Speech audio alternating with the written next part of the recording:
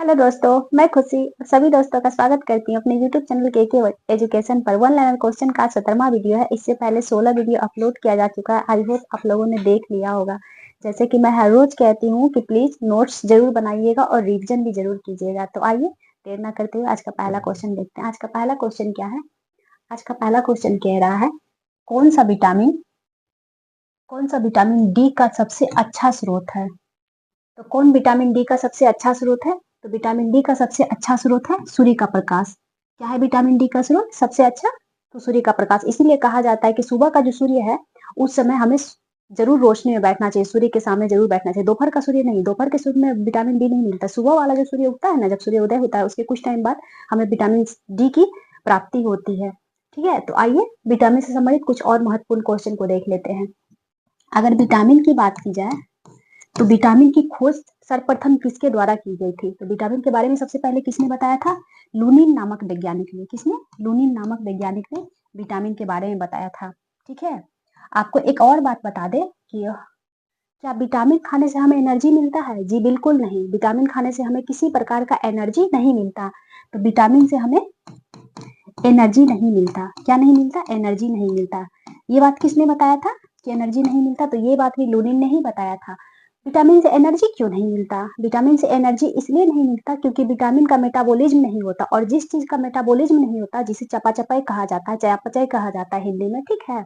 तो जिस चीज का मेटाबॉलिज्म नहीं होता उससे एनर्जी नहीं मिलता। कार्बोहाइड्रेट का मेटाबॉलिज्म होता है, प्रोटीन का मेटाबॉलिज्म होता है, वसा का मेटाबॉलिज्म होता है, इसलिए उससे हमें एनर्जी की प्राप्ति होती है। जबकि विटामिन का मेटाबॉलिज्म नहीं होता, इसलिए हमें एनर्जी विटामिन से नहीं मिलता है। ठीक है, ये सारी बातें किसके द्वारा बताया गया था? ये लुनिन के द्वारा बताया गया था, और इन्होंने ही विटामिन की खोज भी की थी। ठीक है, लेकिन अगर आपसे पूछा जाए कि विटामिन शब्द किसने दिया था, तो विटामिन शब्द जो है, ये शब्द किसने दिया था? तो ये शब्द दिया गया था सी फंग के द्वारा। किसके द्वारा? सी फंग के द्वारा दिया गया था। ठीक है, इसीलिए जब क्वेश्चन में पूछा जाता है, क्वेश्चन में इनका नाम बहुत कम देखने को मिलता है, लुनिन का नाम देखने को बहुत कम मिलता है, सी फंग का ही नाम मिलता है देखने को। अगर आपसे पूछा जाए कि विटामिन का सर्वप्रथम खोज किसके द्वारा किया गया था, ऑप्शन में सी फंग रहे, तब भी आंसर सी फंग ही हो जाएगा। अगर आपसे क्वेश्चन में पूछा जाए कि विटामिन शब्द किसने दिया था, तब भी उसका आंसर सी फंग ही हो जाएगा, क्योंकि लुनिन खोजे थे अलग की बात है, लेकिन उनका नाम एग्जाम में देखने को मिलता नहीं है, सी फंग का ही नाम मिलता है। ठीक है, आइए विटामिन से संबंधित कुछ और क्वेश्चन को देख लेते हैं। ठीक है, अगर आपसे पूछा जाए कि विटामिन कितने प्रकार का होता है, विटामिन कितने प्रकार का होता है, तो विटामिन दो प्रकार का होता है। कितने प्रकार का? दो प्रकार का होता है। कौन सा? एक तो वसा में घुलनशील होता है। क्या होता है? वसा में घुलनशील होता है। ठीक है,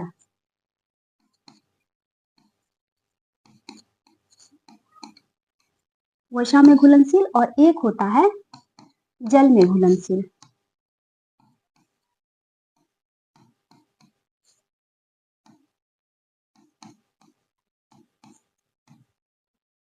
तो आपके दिमाग में आए कि कौन सा विटामिन वसा में घुलनशील है और कौन सा विटामिन जल में घुलनशील है। तो वसा में घुलनशील विटामिन हो जाएगा ए, डी, ई और के। ये चार विटामिन ऐसा है जो वसा में घुलनशील होता है। ठीक है, लेकिन विटामिन बी और सी, विटामिन बी और सी, इसे बी मत समझिएगा, ये पूरा बी कॉम्प्लेक्स है। Vitamin B1, बी2, B3, B5, B6, बी9, B आपका 11, बी11, ये जितना विटामिन है ना वो सारे जल में घुलनशील होता है। ठीक है, अगर आपसे एक क्वेश्चन इस प्रकार भी पूछा जा सकता है कि कौन सा विटामिन का संख्या सर्वाधिक है, तो आपके दिमाग में आएगा कि जल में घुलनशील विटामिन तो केवल बी और सी है, जबकि वसा में घुलनशील विटामिन तो चार प्रकार का है, ए और डी, ई, के सारो है। लेकिन नहीं, ज्यादातर अगर सर्वाधिक अगर आपसे पूछे सर्वाधिक विटामिन कौन सा है, तो सर्वाधिक विटामिन जल में घुलनशील है। क्यों? क्योंकि ये 8 प्रकार का है। विटामिन जो आप देख रहे हैं बी को, ये कितने प्रकार का है? Vitamin B1, बी2, B3, B5, B6, बी7, बी9 और बी11। ठीक है, तो कितने प्रकार का विटामिन हो गया? 1, 2, 3, 4, 5, 6, 7, 8 और एक सी, तो 9 प्रकार का विटामिन हो गया ना। जल में घुलनशील 9 प्रकार का विटामिन हो गया, लेकिन वसा में घुलनशील विटामिन 4 प्रकार का ही हुआ है। ठीक है, अगर आपसे पूछा जाए एक क्वेश्चन और आता है, एक तो ये क्वेश्चन है सर्वाधिक विटामिन की संख्या कौन-सा है? तो जल में घुलनशील दूसरा क्वेश्चन आपसे ये पूछा जा सकता है कि मानव के मूत्र में कौन-सा विटामिन पाया जाता है? तो मानव के मूत्र में कॉमन सी बात है, अगर विटामिन बी और सी जल में घुलनशील है तो मानव के मूत्र में भी विटामिन बी और सी ही पाया जाएगा ना। तो कौन-सा विटामिन पाया जाता है मानव के मूत्र में? तो विटामिन बी और सी। मानव के मूत्र में कौन-सा विटामिन पाया जाता है?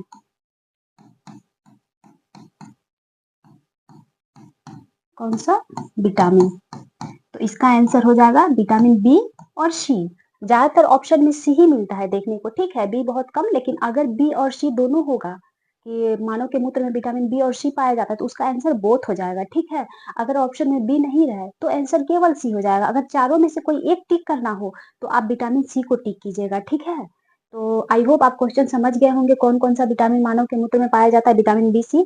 कितने प्रकार के विटामिन होते हैं? 2 प्रकार के, वसा में घुलनशील और जल में घुलनशील। जल में घुलनशील कौन-कौन से विटामिन होता है आपने वो भी देख लिया। वसा में घुलनशील कौन-सा विटामिन होता है आप वो भी देख लिए।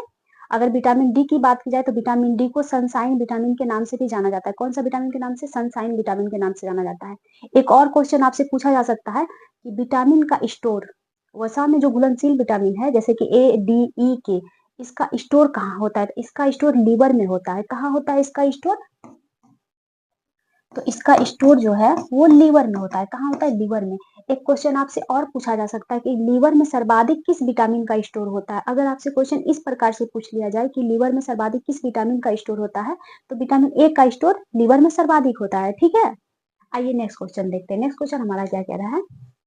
नेक्स्ट क्वेश्चन कह रहा है विटामिन के अध्ययन को क्या कहा जाता है?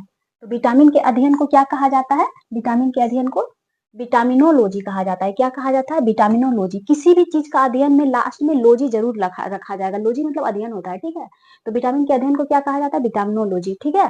आइए नेक्स्ट क्वेश्चन देखते हैं। नेक्स्ट क्वेश्चन हमारा क्या कह रहा है कि मानव के शरीर के समुचित कार्य के लिए आवश्यक विटामिनों की कुल संख्या कितनी होती है? तो कुल संख्या कितनी होती है? मानव के शरीर का जो समुचित कार्य जो है, जो भी कार्य है हमारे शरीर में विटामिन का, वो कुल संख्या कितनी होती है विटामिन का? विटामिन 13 होता है। कितने विटामिनों की आवश्यकता होती है? 13। आपके दिमाग में आएगा कौन-कौन सा 13 विटामिन? तो जस्ट अभी मैं काउंट करवाई कि 8 प्रकार का तो आपका बी कॉम्प्लेक्स हो गया, एक विटामिन सी, कुल हो गया 9 और 4 प्रकार का ए, डी, ई के वसा में घुलनशील। तो 9 4 कितना हो गया? 13। तो 13 प्रकार के विटामिन की आवश्यकता होती है हमारे शरीर में, ठीक है? दूसरा क्वेश्चन हमारा क्या कह रहा है? कौन सा जल में घुलनशील विटामिन है?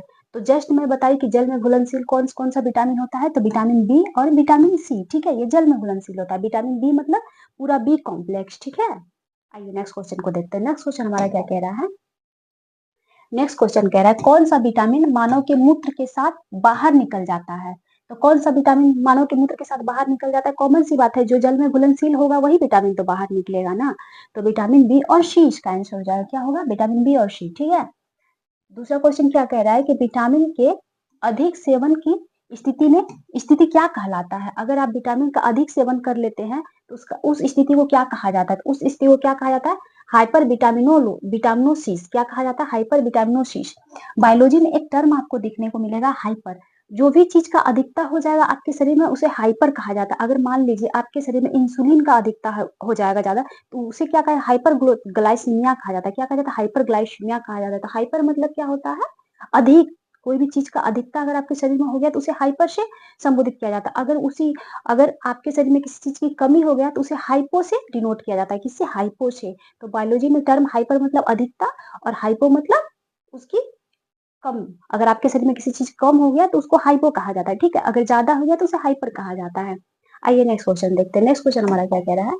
नेक्स्ट क्वेश्चन कह रहा है विटामिन बी टू को किस रूप में जाना जाता है? यानी कि ये क्वेश्चन ये पूछना चाह रहा है कि विटामिन बी टू का रासायनिक नाम क्या है? तो विटामिन बी टू का रासायनिक नाम क्या है? राइबोफ्लेविन। क्या नाम है? राइबोफ्लेविन विटामिन बी टू का नाम है, ठीक है? दूसरा क्वेश्चन का क्या कह रहा है? किस विटामिन की कमी से प्लेगरा रोग होता है? तो किस विटामिन की कमी से प्लेगरा रोग होता है? नियासिन। और नियासिन किसका रासायनिक नाम है? तो नियासिन जो है वो विटामिन बी थ्री का रासायनिक नाम है। किसका? विटामिन बी थ्री का। आइए कुल विटामिन का नाम बता देते हैं। अभी जैसे मैं बताई vitamin B one, vitamin B two, vitamin B three, vitamin B five, vitamin B6, vitamin B7, vitamin B9, ठीक है। और विटामिन एक 11 छूट गया ना, B12 होता है, विटामिन B11 नहीं होता, विटामिन B12, ठीक है। तो इसका नाम क्या है, रासायनिक नाम? इसका रासायनिक नाम हो जाएगा थायमीन। क्या नाम है इसका? विटामिन B1 का रासायनिक नाम थायमीन। विटामिन B2 का नाम क्या है, अभी आप जस्ट देखे, राइबोफ्लेविन। क्या नाम है?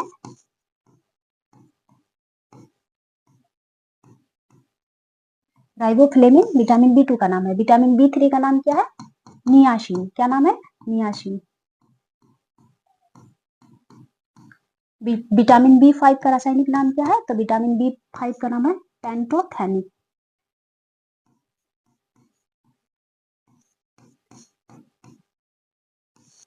विटामिन B6 का रासायनिक नाम पाइरिडॉक्सिन।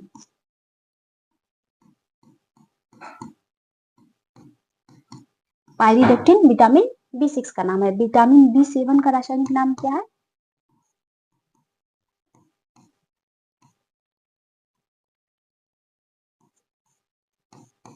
निकोटीन या बायोटीन, इसी को कहा जाता है, ठीक है। विटामिन B9 का नाम क्या है? Folic acid. क्या नाम है? Folic acid.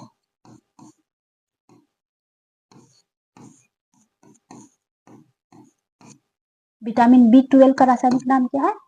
साइनोकोबालामीन।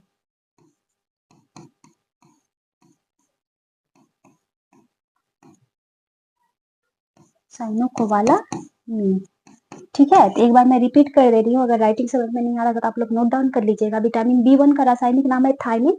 विटामिन B2 का रासायनिक नाम है राइबोफ्लेविन। विटामिन B3 का नाम है नियासिन। विटामिन B5 का नाम है पेंटोथोनिक। विटामिन B6 का नाम है पाइरिडॉक्सिन। विटामिन B7 का नाम है बायोटीन या निकोटीन, ठीक है। विटामिन B9 का नाम है फोलिक एसिड। विटामिन B12 का नाम है साइनोकोबालामीन। क्या नाम है विटामिन B12 का? साइनोकोबालामीन। एक क्वेश्चन बहुत ही बार एग्जाम में पूछा जा चुका है कि विटामिन B1 की कमी से कौन सी बीमारी होती है? तो कमी से इसकी कौन सी बीमारी होती है? बेरी। कौन सी बीमारी होती है? बेरी नामक रोग किसके कमी से होता है? तो विटामिन B1 की कमी से बेरी नामक रोग होता है, ठीक है। विटामिन B3 की कमी से कौन सा बीमारी होता है? जस्ट आपने देखा, कौन सा बीमारी होता है? प्लेगरा। कौन सा? प्लेगरा, ठीक है। आइए नेक्स्ट क्वेश्चन देखते हैं। एक क्वेश्चन और पूछा जाता है कि कौन सा विटामिन के कारण हमें रात में देखा हुआ स्वप्न याद रहता है? सेम इसी तरीके से, इसी लैंग्वेज में क्वेश्चन पूछा गया था कि किस विटामिन के कारण हमें रात में देखा गया स्वप्न याद रहता है, मतलब सपना याद रहता है। तो विटामिन B6 के कारण हमें रात में देखा गया सपना याद रहता है, ठीक है। यानी कि मेमोरी पावर बढ़ाता है विटामिन B6, ठीक है। और विटामिन B6 की कमी से एनीमिया नामक रोग भी हो जाता है। आइए नेक्स्ट क्वेश्चन देखते हैं। नेक्स्ट क्वेश्चन हमारा क्या कह रहा है कि मनुष्य में कुपोषण होता है उसे क्या कहा जाता है? मनुष्य में जो कुपोषण होता है उसे क्या कहा जाता है? उसे कहा जाता है पोर्ट बेली सिंड्रोम। ये आपको पहली बार आई थिंक सुनने को मिला है या फिर बहुत कम बार सुनने को मिलता है। तो मनुष्य में कुपोषण जो होता है उसको क्या कहा जाता है? उसे कहा जाता है पोर्ट बेली सिंड्रोम। क्या कहा जाता है? पोर्ट बेली सिंड्रोम, ठीक है। आइए नेक्स्ट क्वेश्चन देखते हैं। नेक्स्ट क्वेश्चन हमारा क्या कह रहा है? क्रिएटिनोरिया किस विटामिन की कमी के कारण होता है? तो किस विटामिन के कमी के कारण होता है क्रिएटिनोरिया? क्रिएटिनोरिया जो है ये विटामिन ई के कमी से होता है। किस विटामिन की कमी से? विटामिन ई के कमी से। विटामिन ई का रासायनिक नाम क्या है? तो विटामिन ई का रासायनिक नाम है टेकोफेरोल। क्या नाम है? टेकोफेरोल।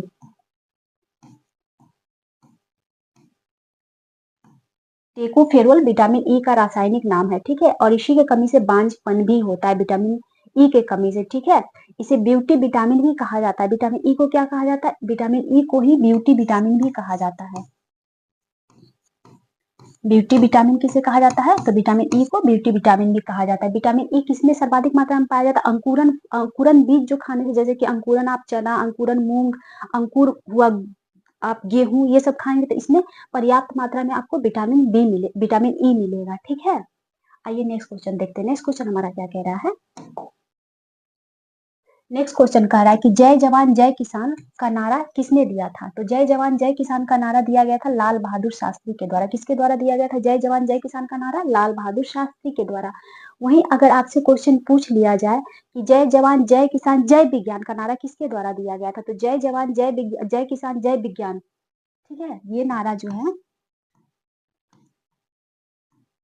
जय जवान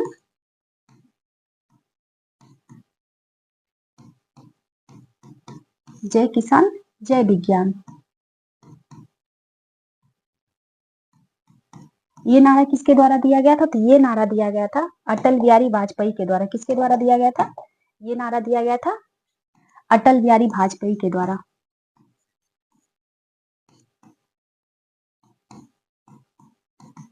अटल बिहारी वाजपेयी जी के द्वारा जय जवान जय किसान जय विज्ञान का नारा दिया गया था। नरेंद्र मोदी के द्वारा इसमें एक और टर्म को जोड़ दिया गया। क्या जोड़ा गया था?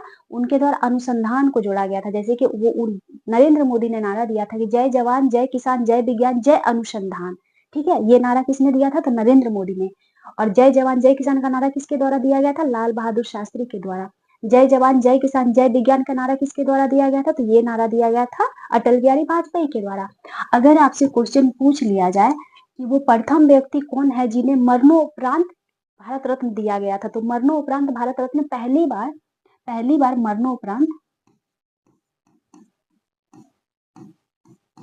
मरणोपरांत भारत रत्न मिला था, ठीक है, किसे मिला था? लाल बहादुर शास्त्री को। लाल बहादुर शास्त्री जी को मरणोपरांत पहली बार भारत रत्न मिला था। कब मिला था इन्हें भारत रत्न? तो इन्हें मिला था भारत रत्न 1966 में मिला था। कब मिला था लाल बहादुर शास्त्री को भारत रत्न? तो 1966 में। अगर आपसे पूछ लिया कि मृत्यु के बाद यानी कि मरणोपरांत भारत रत्न पाने वाले पहले व्यक्ति कौन है? तो लाल बहादुर शास्त्री हैं, ठीक है। वहीं अगर आपसे पूछ लिया जाए कि भारत रत्न देने का शुरुआत कब हुआ था? तो पहले तो आप ये जान लीजिए कि भारत का सर्वोच्च नागरिक पुरस्कार कौन सा है? तो भारत का सर्वोच्च नागरिक पुरस्कार है भारत रत्न, ठीक है। भारत रत्न देने की शुरुआत कब हुई थी? तो भारत रत्न देने की शुरुआत हुई थी सन 1954 में। कब हुई थी भारत रत्न की शुरुआत? इसकी शुरुआत हुई थी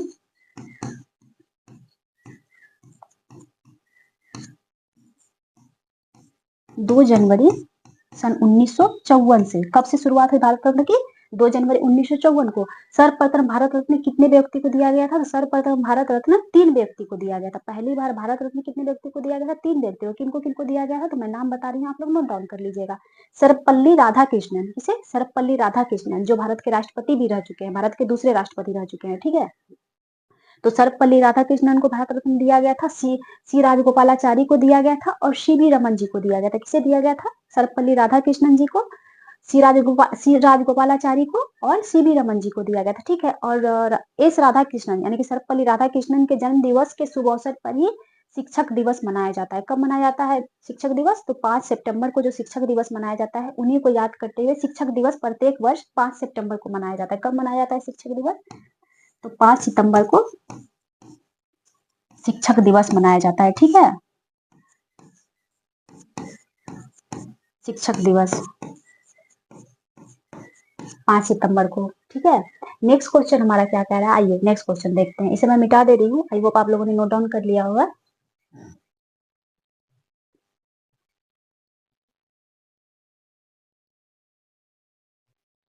नेक्स्ट क्वेश्चन क्या कह रहा है कि सिख धर्म के संस्थापक कौन थे? तो सिख धर्म के संस्थापक थे गुरु नानक देव। कौन थे सिख धर्म के संस्थापक? गुरु नानक देव। कब हुआ था स्थापना? 1469 ईस्वी में। कब हुआ था? 1469 ईस्वी में, ठीक है। और किन्होंने स्थापना की थी सिख धर्म की? गुरु नानक देव ने। अगर आपसे पूछ लिया जाए कि सिख धर्म में कुल गुरुओं की संख्या कितनी थी? तो कुल गुरुओं की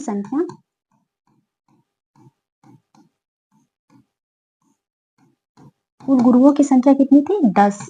कितनी थी? 10। आइए एक क्विक रिवीजन में देख लेते हैं कौन कौन से गुरु थे। तो प्रथम थे गुरु नानक देव। प्रथम थे कौन थे? गुरु नानक देव। द्वितीय अंगद देव थे, ठीक है। तृतीय कौन थे? तृतीय अमरदास। चतुर्थ थे रामदास। पांचवें कौन थे? पांचवें अर्जुन अर्जुन देव थे। कौन थे? अर्जुन देव। छठे कौन थे? छठे थे हर राय। सातवें हर कृष्ण। आठवें कौन थे? आठवें थे तेग बहादुर, सॉरी। आठवें कौन थे? तो आठवें थे हरि कृष्ण। ओहो, एक मिनट लिख दे रही हूँ। गुरु नानक देव थे, दूसरे अंगद थे,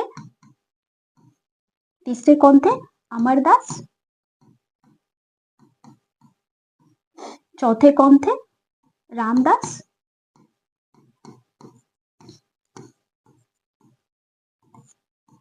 अर्जुन देव, हरगोविंद, छठे कौन थे? हरगोविंद। सातवें कौन थे? तो ये दूसरे, तीसरे, चौथे, पांचवें, छठे और सातवें थे आपका हर राय। कौन थे? हर राय। आठवें कौन थे? हरिकृष्ण। कौन थे? हरिकृष्ण। नौवें कौन थे? नौवें तेग बहादुर थे। और 10वें कौन थे? 10वें थे गुरु गोविंद सिंह। कौन थे? गुरु गोविंद सिंह।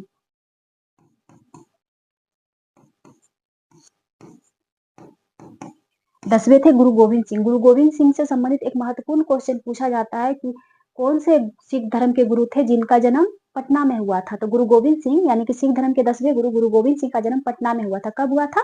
तो उनका जन्म हुआ था 1666 ईस्वी में। कब हुआ था? 1666 ईस्वी में। एक और इससे संबंधित बहुत ही महत्वपूर्ण क्वेश्चन पूछा जाता है कि किस सिख धर्म के कहने गुरु को जहांगीर द्वारा मृत्यु दंड दे दिया गया था, यानी कि फांसी की सजा दे दिया गया था? किसको दिया गया था? अर्जुन देव को जहांगीर के द्वारा फांसी की सजा दे दी गई थी। एक और सिख धर्म के गुरु हैं नौवे। कौन से? नौवे सिख गुरु तेग बहादुर। इनकी हत्या औरंगजेब के द्वारा करवा दी गई थी। किसके द्वारा करवा दी गई थी? औरंगजेब के द्वारा। कब करवा दी गई थी? 1675 में तेग बहादुर की हत्या औरंगजेब के द्वारा करवा दी गई थी।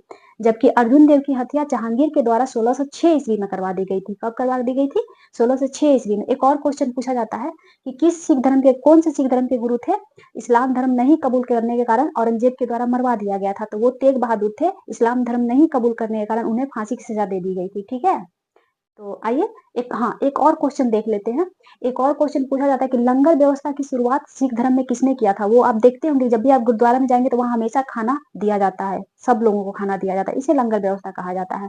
तो लंगर व्यवस्था की शुरुआत किसके द्वारा की गई थी? लंगर व्यवस्था की शुरुआत की गई थी गुरु नानक देव के द्वारा। ठीक है, लेकिन इसे कंटिन्यू चलाया गया। किसके द्वारा चलाया गया? आज तक चलते जा रहा था। किसके द्वारा इसे चलाने का प्रारंभ मतलब परंपरा जारी रखा गया? तो अंगद के द्वारा। किसके द्वारा? अंगद के द्वारा। ठीक है, जो कि सिख धर्म के दूसरे गुरु थे। आइए नेक्स्ट क्वेश्चन देखते हैं। नेक्स्ट क्वेश्चन हमारा क्या कह रहा है? नेक्स्ट क्वेश्चन कह रहा है कि भारत में सबसे पहले रेलगाड़ी कब चली थी? तो भारत में सबसे पहले रेलगाड़ी चली थी 16 अप्रैल 1953 को। कब चली थी? 16 अप्रैल 1953 को। किसके शासनकाल में? तो लॉर्ड डलहौजी के शासनकाल में। किसके काल में? लॉर्ड डलहौजी के शासनकाल में। ठीक है, उस समय भारत का गवर्नर जनरल कौन था? तो डलहौजी था। कब चला था?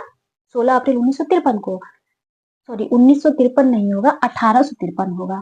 क्या हो जाएगा? 1853 को चला था प्रथम रेलगाड़ी। ठीक है, और कितना किलोमीटर चला था ये? तो 34 किलोमीटर चला था। कितना किलोमीटर? 34 किलोमीटर। इस रेलगाड़ी का नाम क्या था? नाम क्या था? तो इसका नाम था ब्लैक ब्यूटी। क्या नाम था? Black beauty. ठीक है, रेलगाड़ी का नाम था ब्लैक ब्यूटी। कितना किलोमीटर तक चला था? 34 किलोमीटर। आपसे ये भी पूछा जा सकता है कि क्या ये जो प्रथम रेलगाड़ी चला था वो मालवाहक था या फिर यात्री वाहक था? तो जी बिल्कुल नहीं, मालगाड़ी नहीं था, वो यात्री वाहक था। क्या था? यात्री वाहक था। पहली बार रेलगाड़ी में कितने लोग यात्रा किए थे? तो 400 लोग यात्रा किए थे। कितने लोग यात्रा किए थे? 400। और कहाँ से कहाँ तक चला था? अगर आपसे पूछा जाए कहाँ से कहाँ तक चला था, तो ये चला था मुंबई से थाने। कहाँ से चला था? मुंबई से थाने के बीच चला था। ठीक है, दोनों महाराष्ट्र में ही पड़ता है। ये मुंबई से थाने के बीच 34 किलोमीटर पहली बार रेलगाड़ी चला था। ठीक है, और कौन सा रेलगाड़ी चला था? The black beauty. किसके शासनकाल में? डलहौजी के शासनकाल में। ठीक है, यात्री वाहक था कि ये माल वाहक था? तो यात्री वाहक था। आइए नेक्स्ट क्वेश्चन देखते हैं। नेक्स्ट क्वेश्चन हमारा क्या कह रहा है? नेक्स्ट क्वेश्चन कह रहा है अगर वही आपसे पूछ लिया जाए कि रेल का विस्तार सर्वाधिक किसके शासनकाल में हुआ था, मतलब किस वायसराय के शासनकाल में हुआ था? तो लॉर्ड कर्जन के काल में रेलगाड़ी का विस्तार सर्वाधिक हुआ था, लेकिन पहली बार चला था डलहौजी के शासनकाल में। ठीक है, 1860 में मैकलैंड समिति का गठन किया गया था। किस उद्देश्य से किया गया था? मैकलैंड समिति का उद्देश्य क्या था? पहला तो आप ये देख लीजिए कि मैकलैंड समिति का गठन हुआ था 1860 में। ठीक है, उद्देश्य क्या था? तो इसका उद्देश्य था अंग्रेजी शिक्षा, स्वास्थ्य, रोजगार को बढ़ावा देना। क्या था?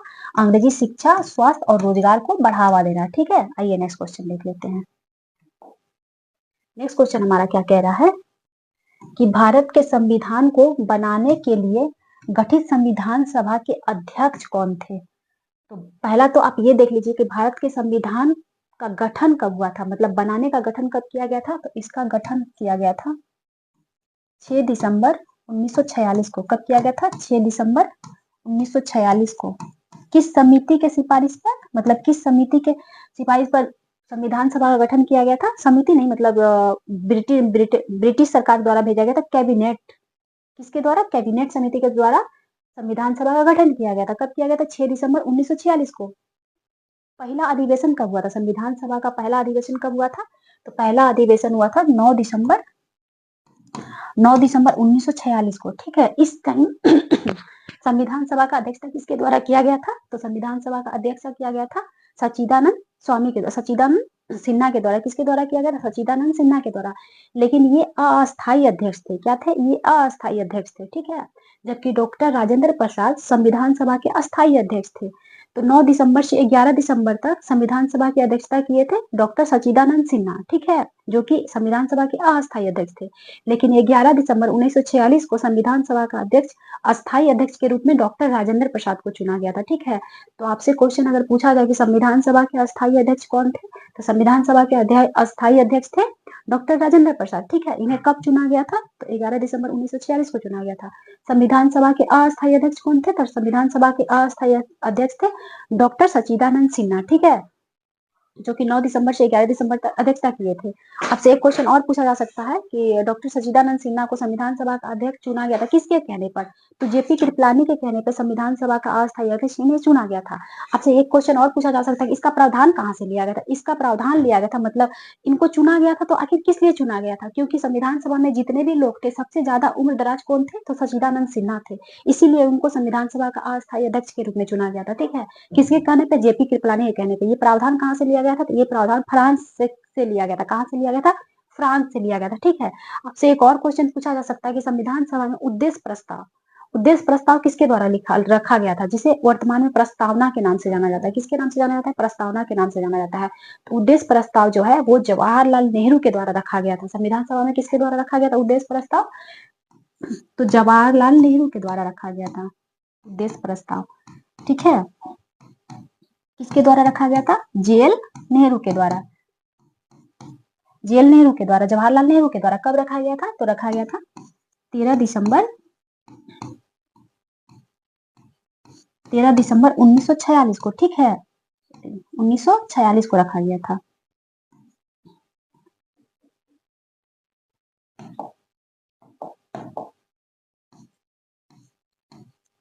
आपसे एक क्वेश्चन और पूछा जा सकता है कि उद्देश्य प्रस्ताव को जवाहरलाल नेहरू के द्वारा 13 दिसंबर 1946 को तो संविधान सभा में रखा गया था, लेकिन पारित कब किया गया था? संविधान सभा की समिति द्वारा पारित कब किया गया था? इसे पारित किया गया था 22 जनवरी 1947 को। कब पारित किया गया था? 22 जनवरी 1947 को। ठीक है, और वर्तमान में उद्देश्य प्रस्ताव को किस नाम से जाना जाता है? तो वर्तमान में इसे प्रस्तावना के नाम से जाना जाता है। ठीक है, आइए नेक्स्ट क्वेश्चन देखते हैं। नेक्स्ट क्वेश्चन हमारा क्या कह रहा है?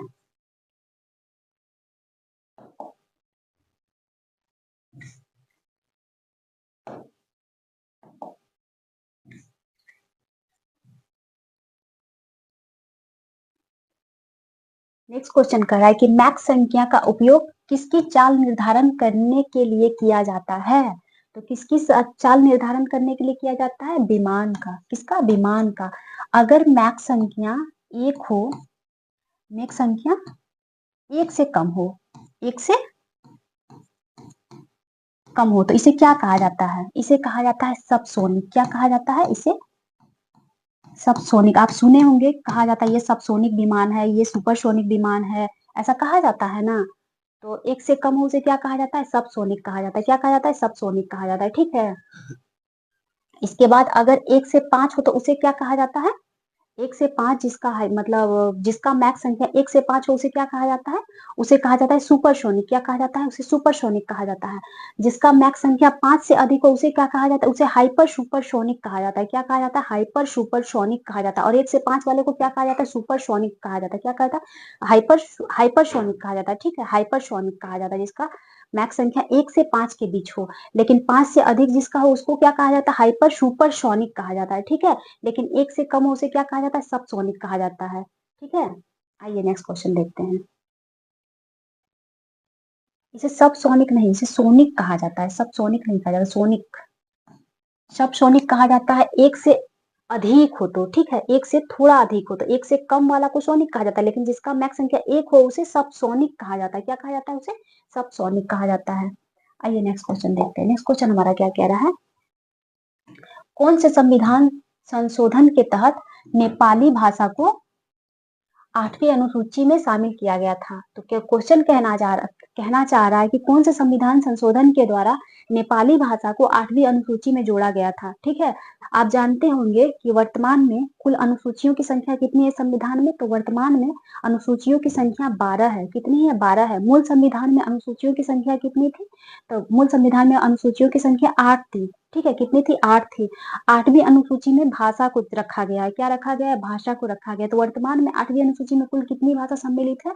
तो वर्तमान में 22 भाषा सम्मिलित है 8वीं अनुसूची में। कितनी भाषा है? 22 भाषा है। लेकिन मूल संविधान में कितनी भाषा थी 8वीं अनुसूची में? तो 14 भाषा थी। ठीक है, तो आपके दिमाग में आएगा कि बाकी जोड़ा जो गया उसमें 8 भाषा, वो कौन कौन सा था? तो आइए देख लेते हैं एक एक करके। पहले तो आप देख लीजिए ये कि 21वां संविधान संशोधन, 21वां संशोधन के द्वारा, संशोधन 1967 के द्वारा 8वीं अनुसूची में कौन सा भाषा को जोड़ा गया था? तो सिंधी को जोड़ा गया था। कौन सा? सिंधी भाषा को जोड़ा गया था। सिंधी भाषा को जोड़ा गया था। ठीक है, कब जोड़ा गया था? तो 21वां संविधान संशोधन 1967 के द्वारा। फिर जोड़ा गया 71वां संविधान के द्वारा। ठीक है, 71वां संविधान संशोधन 1971, ठीक है, सॉरी 1992। 71वां संविधान संशोधन 1992 के द्वारा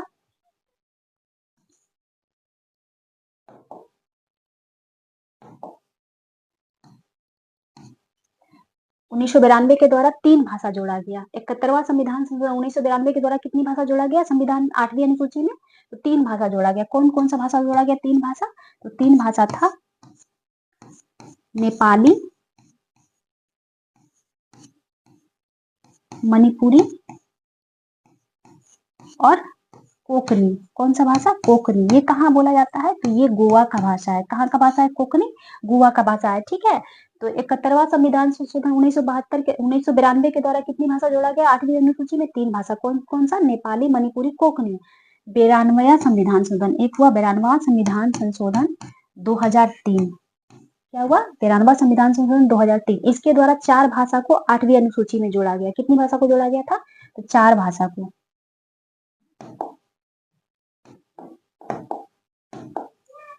4 भाषा। कौन कौन सा था? तो वो था बोडो,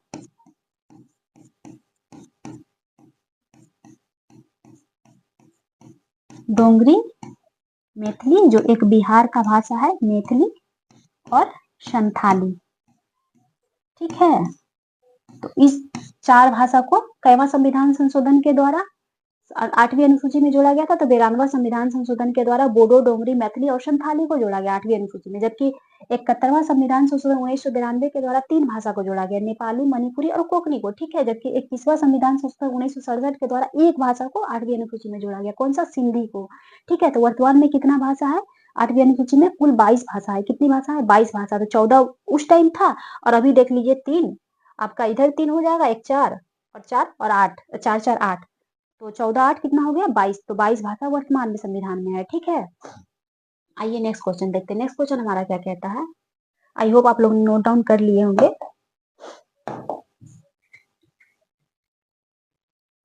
अगर नहीं कर पाए होंगे तो वीडियो रिपीट कर लीजिएगा। ठीक है,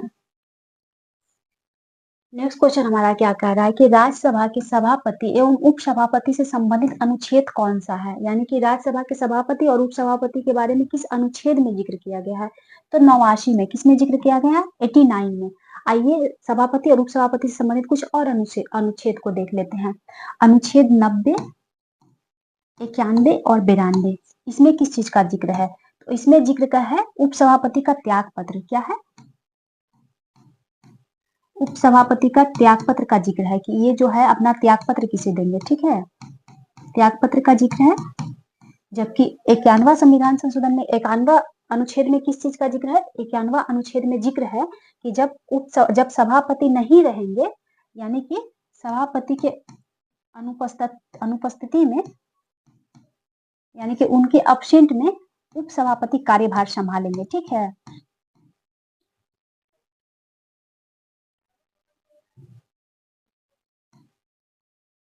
ओहो।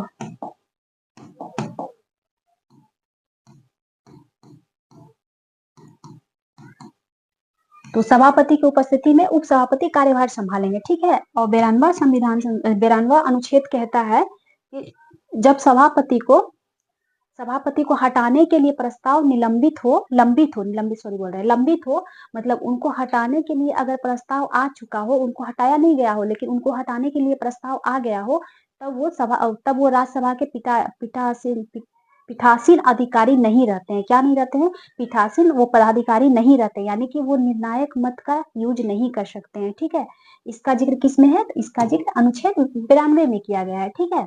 आइए नेक्स्ट क्वेश्चन देखते हैं। सेम इसी तरीके से लोकसभा के बारे में जिक्र किया गया है। लोकसभा में 93, 94, 95 और 96 संविधान में कहा गया है कि लोकसभा जो है, लोकसभा के अध्यक्ष और उपाध्यक्ष का चर्चा किस अनुच्छेद में किया गया है?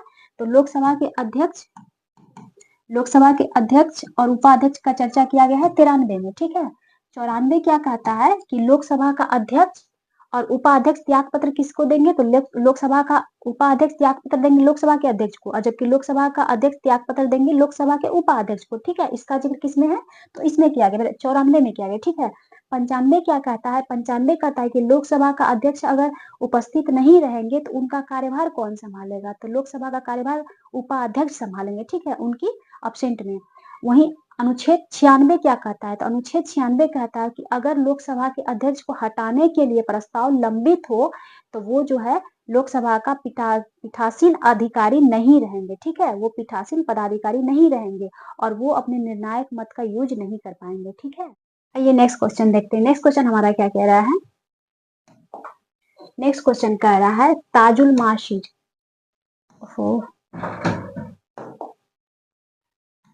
ताजुल माशीर एक प्रसिद्ध ग्रंथ है। इसकी रचना किसके द्वारा की गई थी? तो ताजुल माशीर की रचना की गई थी हसन निजामी के द्वारा। किसके द्वारा की गई थी? हसन निजामी के द्वारा। आइए कुछ प्रसिद्ध बुक को देख लेते हैं जिसे समझ एग्जाम में क्वेश्चन बार बार आते हैं। पद्मावत की रचना किसके द्वारा की गई थी? पद्मावत की रचना की गई थी मलिक मोहम्मद जायसी के द्वारा। किसके द्वारा की गई थी? मलिक मोहम्मद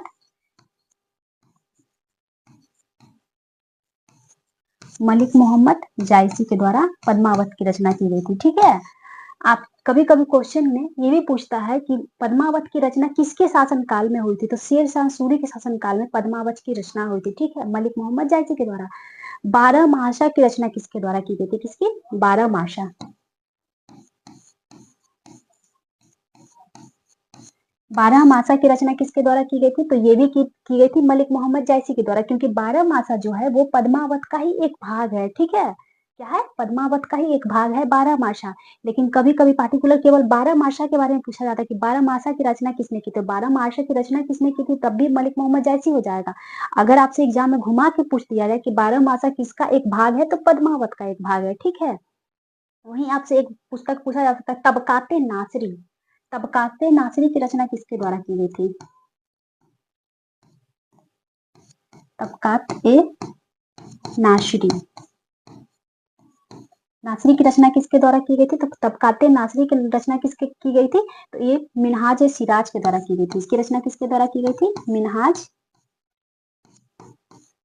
मिनहाज ए सिराज के द्वारा तबकाते नासरी की रचना की गई थी, ठीक है। वहीं अगर आपसे पूछ लिया जाए कि तुजुके बाबरी, इसकी रचना किसके द्वारा की गई थी? तुजुके बाबरी बाबर की आत्मकथा है, ठीक है। तुजुके बाबरी क्या है? बाबर का आत्मकथा है। तो कॉमन सी बात है कि बाबर का आत्मकथा है तो बाबर द्वारा स्वयं लिखा गया था तुजुके बाबरी। तुजुके बाबरी से संबंधित ये क्वेश्चन पूछा जाता है कि तुजुके बाबरी वो किस भाषा में लिखा गया था? तुजुके बाबरी चगताई भाषा में लिखा गया था। किस भाषा में लिखा गया था? तो तुजुके बाबरी चगताई भाषा में लिखा गया था, ठीक है। चगताई या फिर इसी को तुर्की कहा जाता है, ठीक है। चगताई या फिर तुर्की भाषा में लिखा गया था, ठीक है। तो आपसे एक क्वेश्चन ये भी पूछा जा सकता है कि तुजुके बाबरी या फिर इसी का अन्य नाम बाबरनामा भी है, इसका फारसी में अनुवाद किसके द्वारा किया गया था? तो फारसी में अनुवाद किया गया था आपका किया गया था रहीम एक खाने खाना के द्वारा। किसके द्वारा किया गया था बाबरनामा का फारसी में अनुवाद? तो रहीम एक खाना खाने के द्वारा तुजुके बाबरी या फिर बाबरनामा का फारसी में अनुवाद किया गया था, ठीक है। लेकिन मूलतः ये किस भाषा में लिखा गया था तुजुके बाबरी या बाबरनामा? तो चगताई भाषा में लिखा गया था। कौन सा भाषा में? चगताई भाषा में। किसकी आत्मकथा है? तो बाबर का आत्मकथा है, ठीक है। इसी के साथ आज यहीं पर समाप्त होता है क्वेश्चन की संख्या, ठीक है? तो आई होप आज का ये वीडियो आप लोगों को बहुत पसंद आएगा और जैसे मैं कहती हूँ स्टार्टिंग में ही प्लीज़ नोट डाउन करते रहिएगा आप लोग और रिवीजन भी ज़रूर कीजिएगा। रिवीजन से आप लोगों को एग्ज़ाम में ज़रा भी कन्फ्यूजन नहीं होगा और प्रीवियस ईयर्स क्वेश्चन भी लगाते चलिएगा, ठीक है? अगर किसी भी तरह के तरीके का या फिर कोई भी क्वेश्चन में आप लोगों को कन्फ्यूजन हो, क्वेश्चन से संबंधित तो प्लीज़ आप लोग कमेंट बॉक्स में कमेंट ज़रूर कीजिएगा। Thank you so much. मिलते हैं अगले एपिसोड में।